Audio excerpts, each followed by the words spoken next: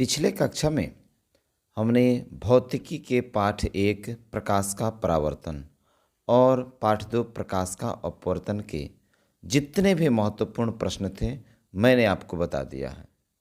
और आज की कक्षा में कि मैं पाठ 3 मानव नेत्र तथा रंग बिरंगा संसार से अत्यंत वीवीआई प्रश्नों को मैं लेकर आया हूँ। आज मैं 50 प्रश्न ऑब्जेक्टिव को आपको कंप्लीट कराऊंगा। ठीक है, तो आज हमारे साथ अंत तक इस वीडियो में बने रहिए। आपको इस चैप्टर के जितने भी महत्वपूर्ण प्रश्न हैं मैं आपको निश्चित रूप से कंप्लीट करा दूंगा। यदि आप नए हैं तो मेरे वीडियो को सब्सक्राइब करना न भूलें। निश्चित रूप से इस वीडियो को देखें और आप अपने मैट्रिक की परीक्षा में 72 अंक प्राप्त करने का एक सुनहरा मौका पाएं। ठीक है, तो आइए हमारे साथ बने रहें। हमारे चैनल को सब्सक्राइब करें, लाइक करें। यदि वीडियो अच्छा लगे तो अपने दोस्तों के पास शेयर करना न भूलें। चलिए हम प्रथम प्रश्न पर आते हैं। पहला प्रश्न हमारा है कि मानव नेत्र के लिए दूरबिंदु कितनी होनी चाहिए। मानव नेत्र के लिए दूरबिंदु, निकट बिंदु तो सब कोई जानता है 25 सेंटीमीटर होती है, लेकिन दूरबिंदु कितनी होनी चाहिए तो इसकी कोई सीमा नहीं है। इतना क्या कहते हैं, इस अनंत। मानव नेत्र के लिए दूरबिंदु कितना होना चाहिए? अनंत होना चाहिए। इसमें एक ऑप्शन छूटा हुआ है 20 सेंटीमीटर, जो कि वो भी गलत होगा, ये भी गलत, ये भी गलत, और हमारा सही जवाब होगा अनंत। ठीक है, प्रश्न नंबर 2 पर बढ़ते हैं। दूसरा का प्रश्न है कि अभिनेत्र लेंस की फोकस दूरी में परिवर्तन किया जाता है किसके द्वारा? पुतली द्वारा, दृष्टिपटल द्वारा, पक्षमाभि द्वारा या परितारिका द्वारा। तो इसका सही जवाब होगा पक्षमाभि द्वारा। ठीक है, प्रश्न नंबर 3, तीसरा प्रश्न कह रहा है कि स्पेक्ट्रम में किस रंग की किरण का झुकाव सबसे अधिक होता है। तो देखिए, स्पेक्ट्रम में जिस रंग का तरंग दैर्घ्य सबसे कम होगा उसका झुकाव अधिक होगा। तो चूंकि देखिए ऑप्शन है बैगनी, अंतिम ऑप्शन है डी। अब बैगनी का तरंग दैर्घ्य सबसे कम होता है, कितना? 4000 से लेकर 4460 एंगस्ट्रॉन होता है, जो कि 7 रंगों में सबसे कम होता है। इसलिए बैगनी का झुकाव अधिक होगा। तो हमारा ऑप्शन डी सही हो जाएगा। क्लियर?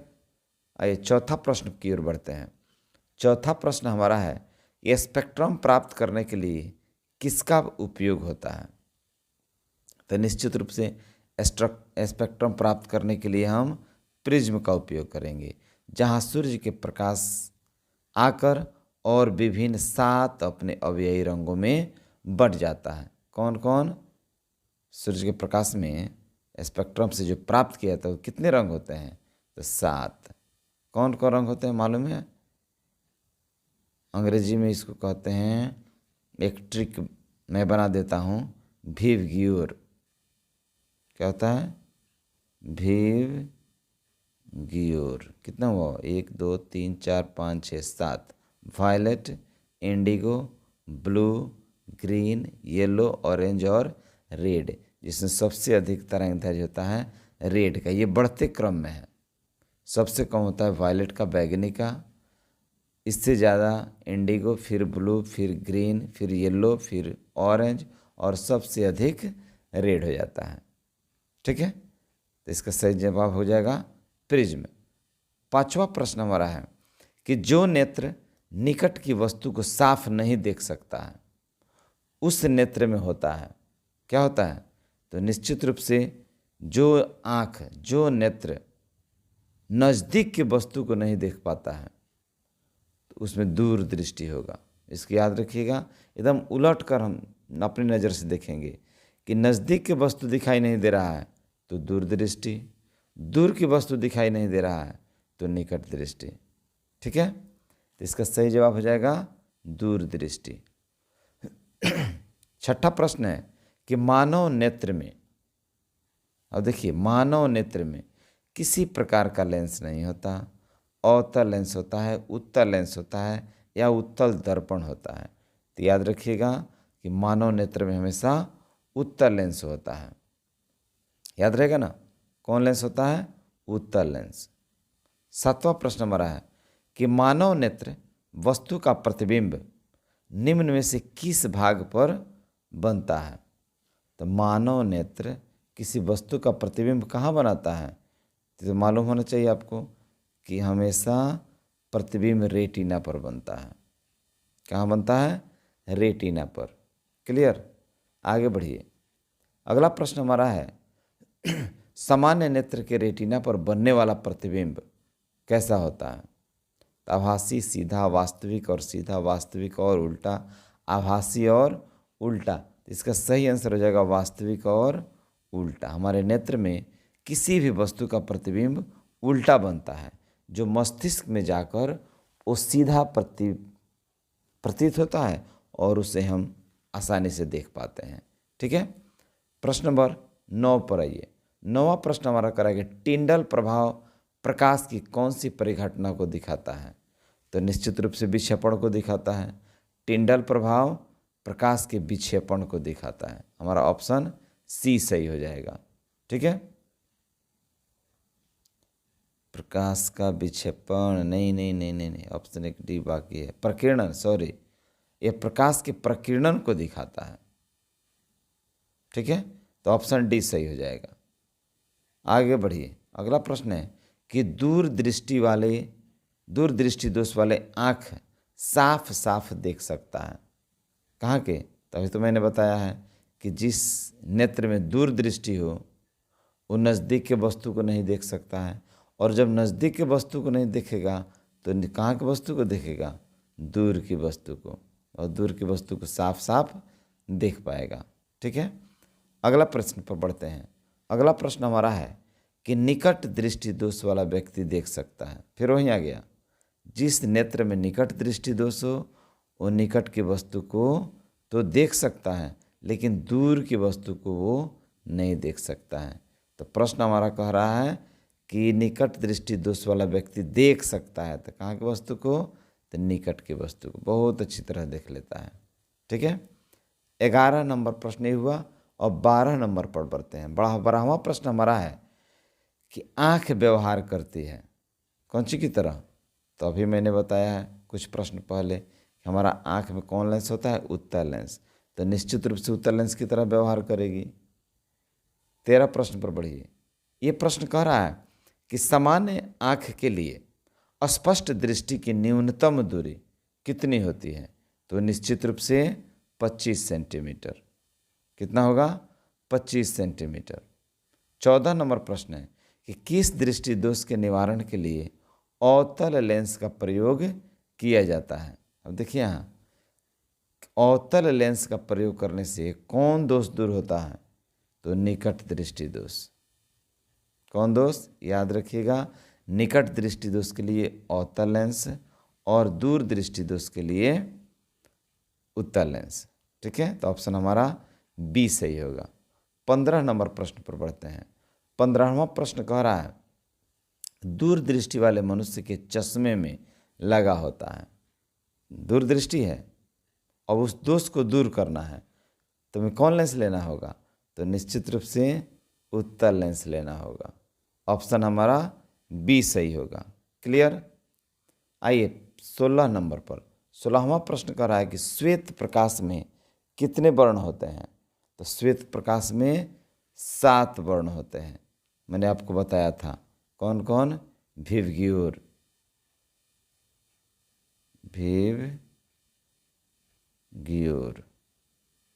मैं आपको एक एक करके समझा दे रहा हूँ। वायलेट से होता है बैगनी। ठीक है।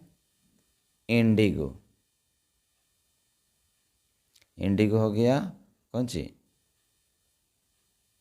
जामुनी। ठीक है। ब्लू हो गया आपका नीला। ग्रीन, ग्रीन हो गया हरा, येलो, येलो हो गया पीला, अब कौन सी बचा, ऑरेंज, ऑरेंज नारंगी, और अंतिम हमारा है रेड, लाल। ये 7 रंग हैं जो श्वेत प्रकाश से निकलता है। ठीक है, इसको अंग्रेजी में याद करते हैं विवग्योर, और हिंदी में कह सकते हैं बैजानी है पिनाला। क्या, बैजानी है पिनाला। ये 7 रंग श्वेत प्रकाश में होते हैं। ठीक है, इसको याद रखिएगा। आइए प्रश्न नंबर 17 पर बढ़ते हैं।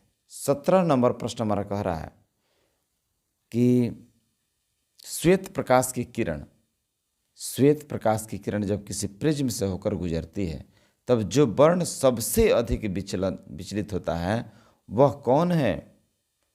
तो निश्चित रूप से सबसे अधिक विचलन किसका होगा?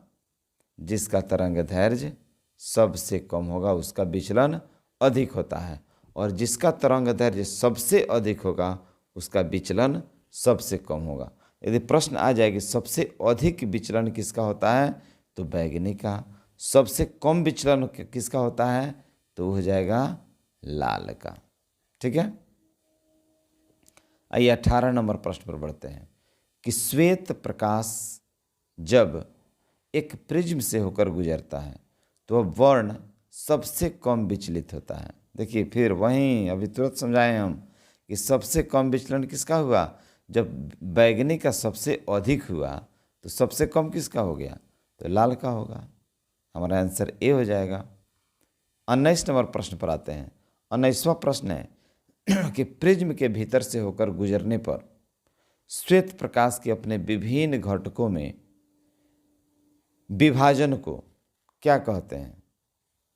तो विभिन्न अपने अवयवी रंगों में बंट गया तो क्या कहलाया?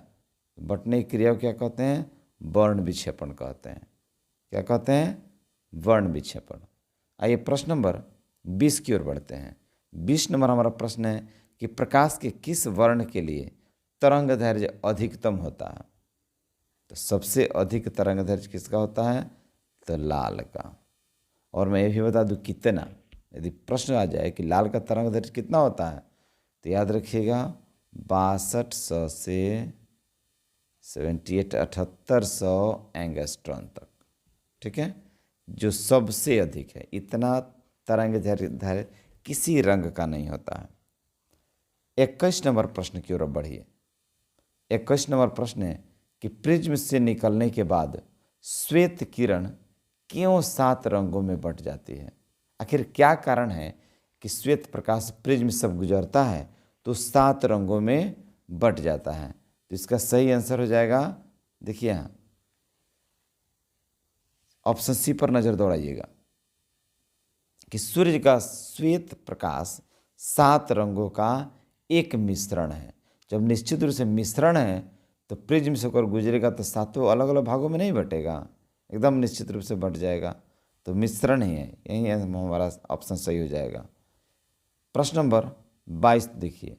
22वां प्रश्न है कि कांच के प्रिज्म से गुजरने वाली विभिन्न वर्ण की किरणों का विचलन भिन्न भिन्न होता है।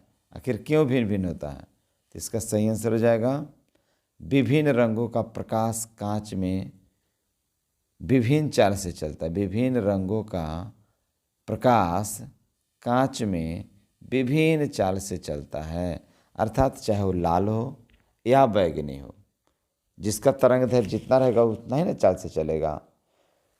तो सभी अपने अपने चाल से चलते हैं, अलग अलग चाल है, जिसके कारण यही कारण है कि किसी प्रिज्म से गुजरने के बाद विभिन्न वर्ण की किरणें का विचलन हो जाता है। ठीक है, 23वां प्रश्न हमारा 23 नंबर प्रश्न कह रहा है कि प्रिज्म से गुजरने पर सूर्य के प्रकाश की किरणें विभिन्न वर्गों में बंट जाती है, क्यों? इसका सही आंसर हो जाएगा, नहीं ना अभी बताए ना हम कि विभिन्न रंगों की किरणों का विचलन भिन्न भिन्न होता है, ये तो बता दिए हैं। और 24 प्रश्न पर आइए। 24 नंबर प्रश्न हमारा कह रहा है कि एक उत्तल लेंस की फोकस दूरी 20 सेंटीमीटर है, तो इसकी क्षमता क्या होगी? बहुत बढ़िया प्रश्न है, एकदम VVI लगाइएगा इस पर। एक उत्तल लेंस की फोकस दूरी कितनी है? 20 cm है। तो इसकी क्षमता क्या हो जाएगी? तो देखिए मैं आपको बता दूं, उत्तल लेंस है, लेंस कैसा है?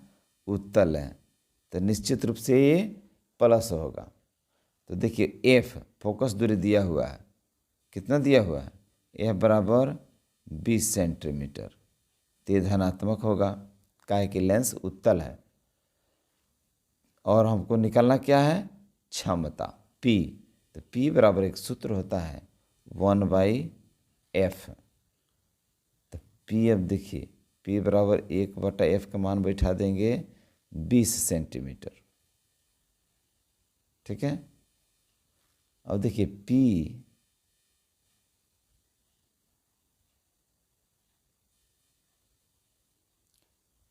यहाँ P दिया है 1/20, ठीक है, सेंटीमीटर में है।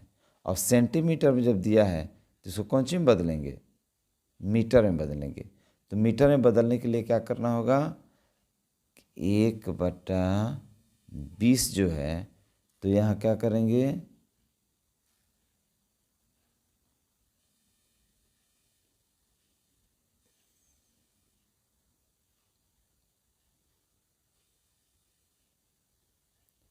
एक मिनट, फिर से इसको कर रहे हैं, देखिएगा कुछ हैंड टच हो गया है, इसको मैं फिर से समझा दे रहा हूँ।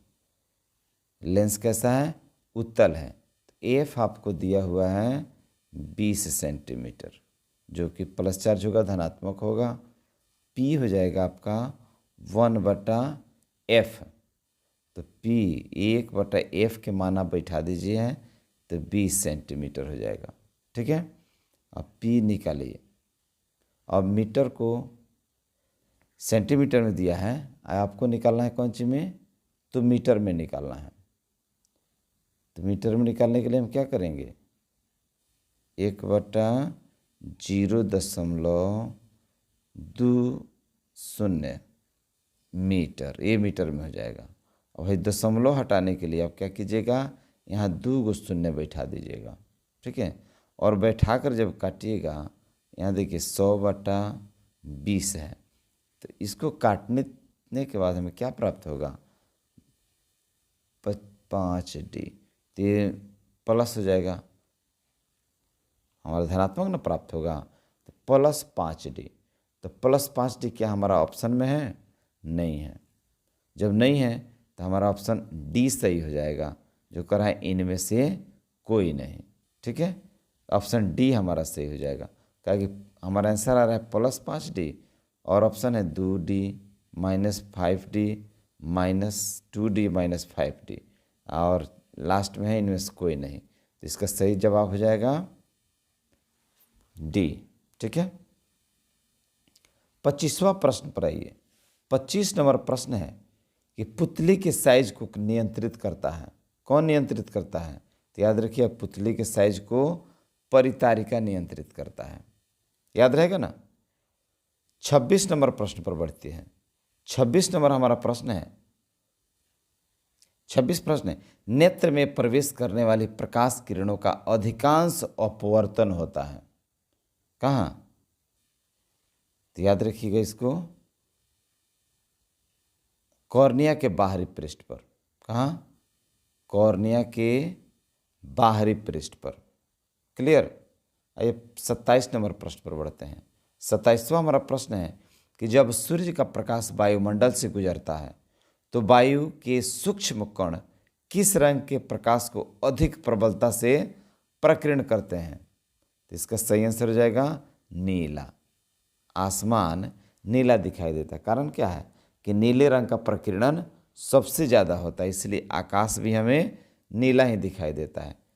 तो इस प्रकार का प्रश्न आवे तो निश्चित रूप से आप नीला मारिएगा, ठीक है। 28 नंबर प्रश्न है। 28वां प्रश्न का मानव नेत्र कार्य करता है कौन सी की तरह? तो एक कैमरा की तरह। और देखिए, नेत्र में कैमरा में अधिकांश समानता है। नेत्र से हम किसी वस्तु को देखते हैं तो उसका तस्वीर हमारे मस्तिष्क में बन जाता है, ठीक वैसा ही जैसे कि कैमरे से फ़ोटो लेने पर बनता है कि नहीं। कैमरा में रील होता है, किसी वस्तु का फोटो खींचते हैं, उस रील में उसका फोटो कैद हो जाता है। ठीक उसी प्रकार हमारा नेत्र यदि किसी वस्तु को देखता है तो हमारे मस्तिष्क में भी उसका तस्वीर कैद होता है। इसलिए मानव नेत्र कार्य कौन सी की तरह करता है? तो कैमरे की तरह। 29 नंबर प्रश्न कह रहा है कि प्रकाश एक पतली झिल्ली से होकर नेत्र में प्रवेश करता है, इस झिल्ली को कहते हैं। देखिए, प्रकाश एक पतली झिल्ली से होकर हमारे नेत्र में प्रवेश करता है, तो इस झिल्ली को क्या कहते हैं? कॉर्निया, स्वच्छमंडल, पर ए और बी ऑप्शन दोनों, अर्थात कॉर्निया और स्वच्छमंडल दोनों। तो यस, हमारा सही जवाब है यही हो जाएगा कि कॉर्निया और स्वच्छमंडल, ये दोनों ए और बी दोनों सही होगा। नेक्स्ट प्रश्न पर बढ़ते हैं। 30 नंबर प्रश्न हमारा कह रहा है कि नेत्र गोलक की आकृति लगभग होती है। तो नेत्र गोलक की आकृति कैसी होती है? तो याद रखिएगा इसको कि गोलाकार। नेत्र गोलक का आकृति गोलाकार। प्रश्न नंबर 31 पर बढ़िए। 31वां प्रश्न कर रहा है कि नेत्र गोलक का व्यास कितना होता है। इसको तो निश्चित रूप से अपने दिमाग से हटने ही नहीं दीजिएगा, बहुत बहुत भी ये प्रश्न है कि नेत्र गोलक का विकास कितना होता है? 2.3 सेंटीमीटर। ठीक है, 2.3 सेंटीमीटर होता है। नेक्स्ट प्रश्न पर बढ़ते हैं। 32 नंबर हमारा प्रश्न है कि कॉर्निया के पीछे एक संरचना होती है जिसे क्या कहते हैं? तो कॉर्निया के पीछे वाली संरचना को परितारिका कहते हैं। क्या कहते हैं? परितारिका। ठीक है। प्रश्न नंबर 33 कह रहा है कि परितारिका नियंत्रण करती है। परितारिका किसको नियंत्रण करती है? तो पुतली के साइज को। किसको? पुतली के साइज को नियंत्रित करती है। 34 नंबर प्रश्न है कि नेत्र में प्रवेश करने वाली प्रकाश की मात्रा को कौन नियंत्रित करता है? नेत्र में प्रवेश करने वाली प्रकाश की मात्रा को कौन नियंत्रित करता है? तो पुतली। कौन नियंत्रित करता है? पुतली। आगे बढ़िए। बृहत संख्या में प्रकाश सुग्राही कोशिकाएं कहाँ होती है? तो निश्चित रूप से रेटिना में होगी। प्रकाश सुग्राही जो प्रकाश को अपनी ओर अवशोषित कर लेता है और किसी वस्तु का प्रतिबिंब बना लेता है, वो कौन है? तो रेटिना। ठीक है। नेक्स्ट प्रश्न कह रहा है विद्युत सिग्नल कौन उत्पन्न करता है? विद्युत सिग्नल कौन उत्पन्न करता है? तो वही उत्पन्न करेगा जो प्रकाश का ग्रहण किया, प्रकाश सुग्राही। ठीक है। 37 नंबर है कि सिग्नलों की व्याख्या कहाँ होती है? तो सिग्नल की व्याख्या मस्तिष्क में न होगी। आपका नेत्र क्या देखा, वो कैसा था, इसकी संपूर्ण व्याख्या कहाँ होती है? मस्तिष्क में होती है। तो ऑप्शन ए सही हो जाएगा। 38 नंबर प्रश्न है कि मोतियाबिंद की स्थिति होती है कब? जब क्रिस्टलीय लेंस दुधिया हो जाए, क्रिस्टलीय लेंस धुंधला हो जाए, या फिर क्रिस्टलीय लेंस पीला हो जाए, या ए और बी दोनों। तो इसका सही जवाब हो जाएगा क्रिस्टलीय लेंस दुधिया हो जाए और क्रिस्टलीय लेंस धुंधला हो जाए, तब जाकर मोतियाबिंद की स्थिति उत्पन्न होती है। तो हमारा सही ऑप्शन हो जाएगा ऑप्शन डी, ए और बी दोनों।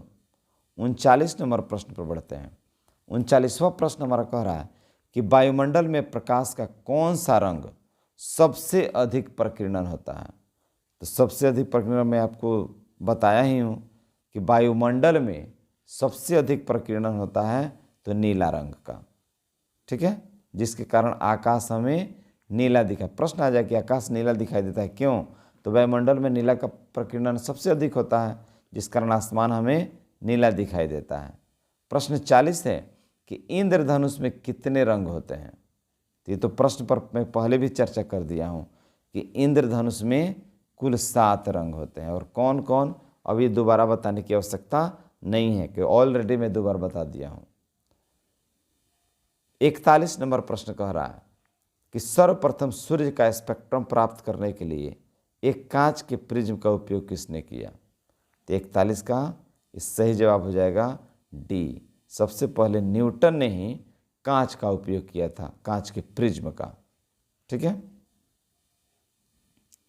42 प्रश्न है कि इंद्रधनुष किस दिशा में बनता है?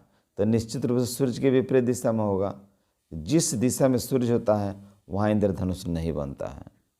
सूर्य की विपरीत दिशा में ही इंद्रधनुष का निर्माण होता है, इसलिए सही जवाब हमारा ऑप्शन बी। नेक्स्ट प्रश्न कि निर्वात में प्रकाश की चाल कितनी होती है? निर्वात एक वीडियो में बड़ा सुंदर ढंग से मैंने ट्रिक के माध्यम से समझाया था कि निर्वात में प्रकाश की चाल कितनी होती है।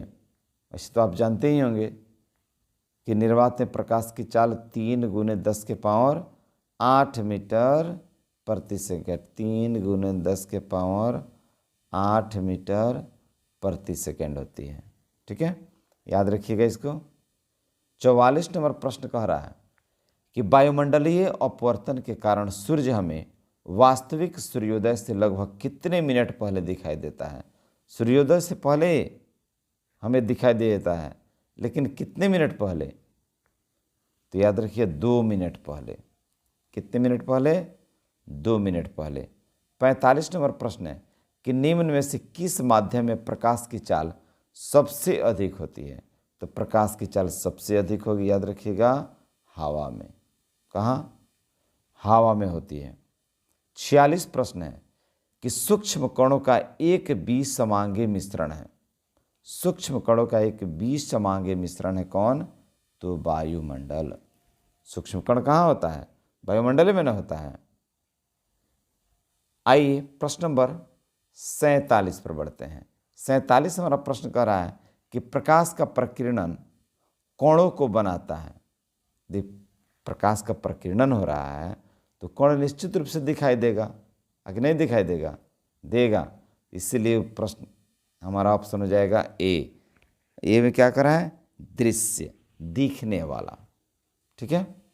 48 में है कि टिंडल का प्रभाव देखा जा सकता है। कहाँ? तो देखिए जंगलों में, घने जंगल में सूर्योदय के समय एकदम सीधी प्रकाश की किरण किसी पेड़ के बीचों बीच से होकर गुजरती है। देखिए है ना। तो अधिकांश ये दृश्य हमें कहाँ देखने को मिलता है? जंगलों में। घरों की खिड़कियों में भी पतले पतले यदि कहीं छिद्र हो तो उससे भी देखी जा सकती है, लेकिन कह रहा है कि सबसे अधिक कहाँ? जंगल में। 49 नंबर प्रश्न है कि वायुमंडल नहीं होता तो आकाश कैसा प्रतीत होता? तो निश्चित रूप से वायुमंडल नहीं होता तो आकाश काला प्रतीत होता। कैसा? काला। ठीक है। 50 नंबर प्रश्न पर बढ़ते हैं। 50वां प्रश्न हमारा है कि अत्यधिक ऊंचाई पर उड़ते हुए यात्रियों को आकाश कैसा दिखाई देता है? तो काला दिखाई देगा। इसका ऑप्शन सी सही हो जाएगा। 51 नंबर प्रश्न है कि खतरे के संकेत का प्रकाश किस रंग का होता है? तो लाल का होता है। क्यों? क्योंकि लाल का तरंगदैर्घ्य सबसे अधिक होता है, और जिसका तरंगदैर्घ्य सबसे अधिक होगा उसका प्रकीर्णन बहुत कम होगा। जब प्रकीर्णन होगा ही नहीं तो दूर से हम देख सकते हैं कि नहीं कि बहुत दूर वहाँ है, लाल झंडा लगा हुआ है, तो निश्चित रूप से वो कोई ना कोई खतरे की घंटी है। तो हम जाकर पता करते हैं और खतरे से बच जाते हैं।